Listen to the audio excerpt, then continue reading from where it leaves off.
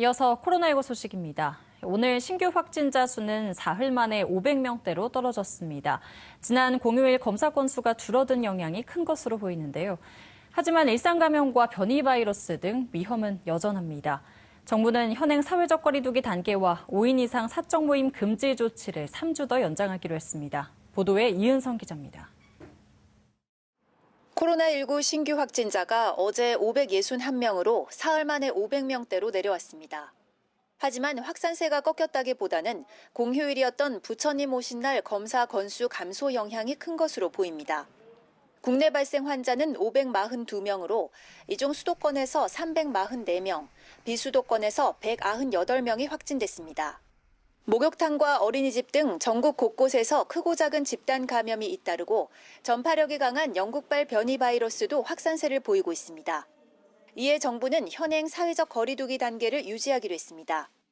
지난 4주간 환자 수는 500명대 후반을 유지하며 정체되어 있는 상황입니다. 정부는 오는 5월 24일부터 6월 13일까지 3주간 지금의 거리두기 단계인 수도권 2단계 및 비수도권 1.5단계를 유지합니다. 5인 이상 사적 모임 금지도 3주 더 연장됩니다.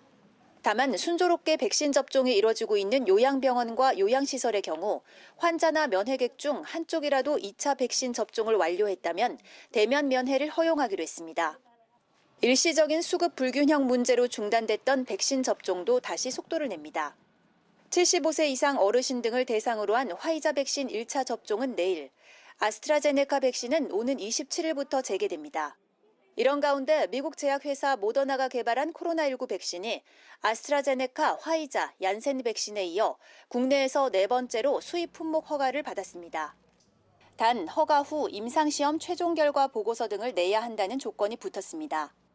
식품의약품안전처는 오늘 최종점검위원회를 열어 모더나 백신의 임상시험에서 예방 효과가 94.1%로 나타났고 안전에도 큰 문제가 없는 것으로 판단했습니다. TBS 이은성입니다.